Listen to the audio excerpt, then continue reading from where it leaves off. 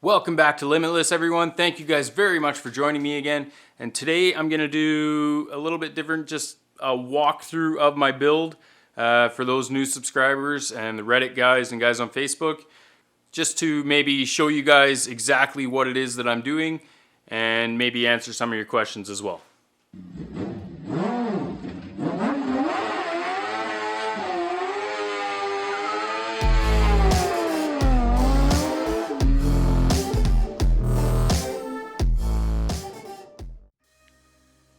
Okay, let's just start off at the beginning here. I started off with some Pontiac Solstice rear knuckles, and that's the same that I'm using on all four sides. I built the frame out of 2x1, I believe it was 1/8 wall.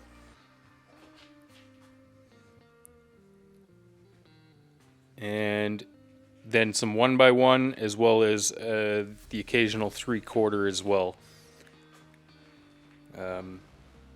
So for the main bolts here coming off of the uprights, I had to make those in the lathe, and then these are I'm trying to remember, 3/4 inch uniballs, and then chromoly Heim joints on the ends.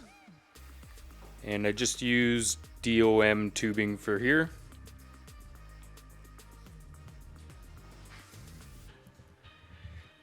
All of this was fabbed up using foam board actually, and then sent it over to a place and they transferred it onto some plate steel for me.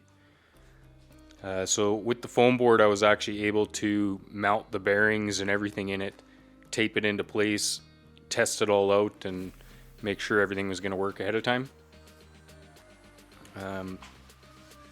So yes, these are on bearings, so it moves really nice and smooth.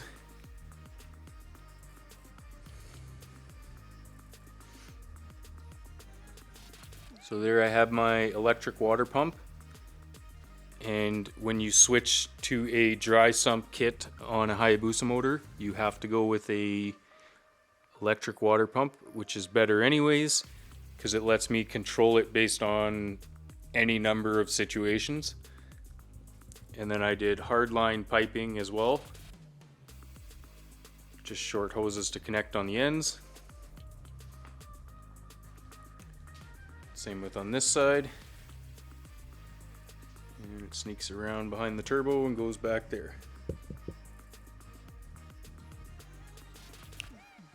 This is a TO4E size turbocharger,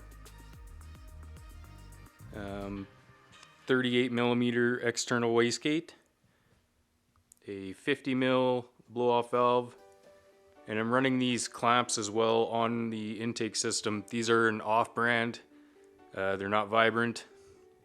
Those ones are significantly more expensive. Next up for the intake, I have a water to air intercooler. Extremely efficient, gets your intake temps way down.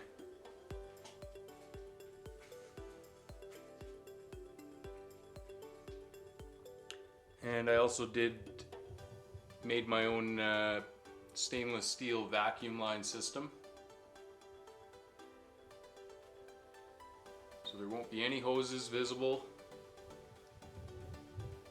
Just something to give it that little bit more of a clean look even. I made my own headers, or turbo manifold, however you would like to call them. And the radiator will be ducted underneath of the floor.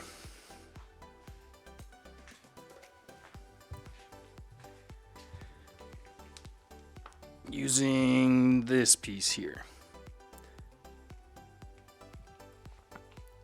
So the whole floor is going to be completely flat, front to back. Other than right here, it actually starts to slope up, and then an even steeper slope. That'll let me put in a diffuser to try and pull the back down perhaps a little more than it, would if I didn't have it, obviously. Hopefully create a little bit of downforce on it, because as I'm sure you can picture, it's not a very aerodynamic vehicle.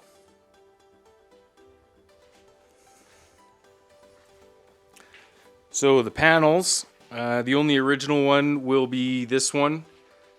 The front dash will be cut out of that as well. There was nothing left of the other ones, so I use those for templates to make my molds, hammer form them, and they were just wood molds and it worked great. The seats will be sitting roughly here, and yes, that is a huge angle they're on. That is sitting flat, and that is roughly where they will be sitting. It's quite comfortable to sit in when they are sitting in the right spot.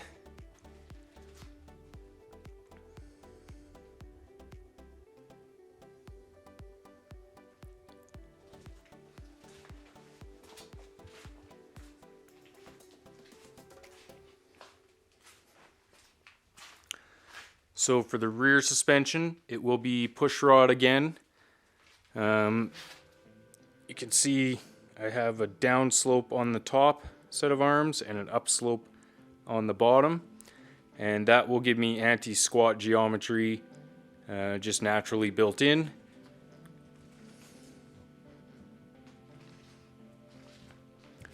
So I have converted to a CV joint style for Driveshaft.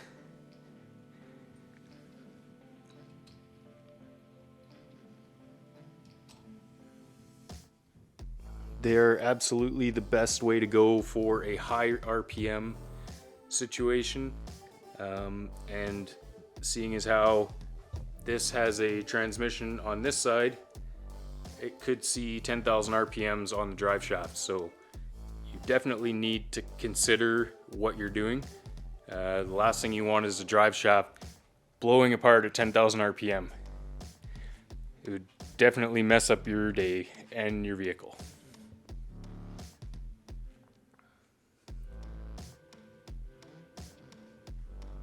So this is out of an old Porsche 944, I believe. So I will have two shifters as well. I'll have a shifter kind of out of the way a little bit because it won't get used much, and that'll be for the rear. And that'll let me switch between all 5 gears and reverse. And really, I'm just going to be using the bike transmission, the 6-speed sequential, in order to shift when I'm actually driving it. So I technically have 30 forward gears and 6 reverse.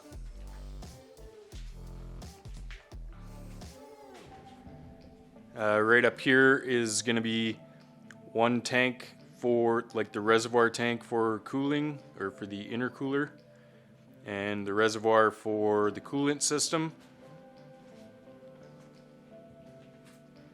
And on this side there will be 2 matching tanks as well, both for oil breather system. So one for breather on the dry sump tank and one for breather on the crankcase.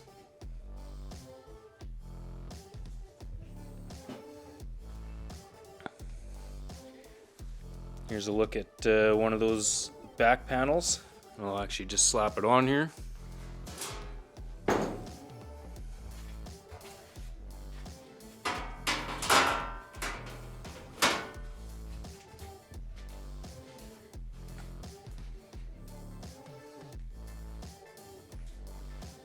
So these panels will actually be fully welded right to the frame. So that's why I can't put everything together until the frame is completely done and probably mostly painted as well. I adjusted the molds for these to come up higher and to cover the shape of the tire a little better. The originals come way back here, which might look good, but that's a lot of leg room to gain out of this, so that's why I pushed that back.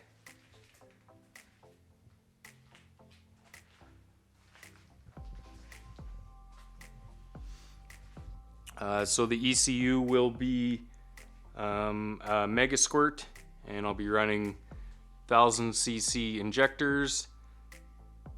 I've got Injector Dynamics 1050X injectors ready to go in. Full 3-inch stainless exhaust. This will be all the way back. Definitely I don't want a side exhaust. I want it to be drivable. It's a street car, so.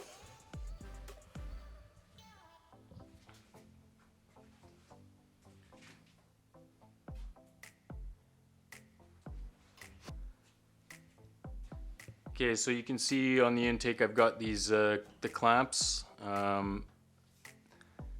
They have dual O-rings inside of them. They seal really well. So I went ahead and welded 4 of them right onto the throttle bodies as well, and then welded 4 clamps together. Extremely difficult to do. This is all cast aluminum, but it works, it seals, and yeah, I'd love everything to look perfect, but I don't have all the best equipment in the world to do it either. But it definitely is going to look clean when it's finished. So the end goal of this thing is to be a daily street driving machine. I don't want something that is trailered around to shows.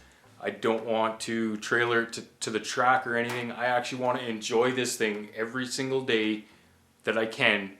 And luckily I live in the sunniest city in Canada, but we still get snow here, so you know it'll get a few months use every year for sure. So the other goal is with this engine I will be stopping at 400 horsepower and with the weight estimated about 1,200 pounds. I've had a lot of people kind of question that to see if that's going to be accurate, but I look at it now. Sure, there's a few pieces of sheet metal left to go on it. The hood, the grille, and a couple of fenders and tires. But I'm only 5'10". I'm not a very big guy. And I can pick it up. So I think 1,200 pounds is pretty reasonable. I mean, that's definitely the heavy end. The whole bottom's going to be aluminum. The tunnel's aluminum, so we'll see. Anyways, thank you guys very much for watching this. I hope you guys are going to enjoy the rest of this series as it progresses. And please, if you haven't already, hit that subscribe button, hit the little bell so you guys can get some notifications, and we'll see you next week.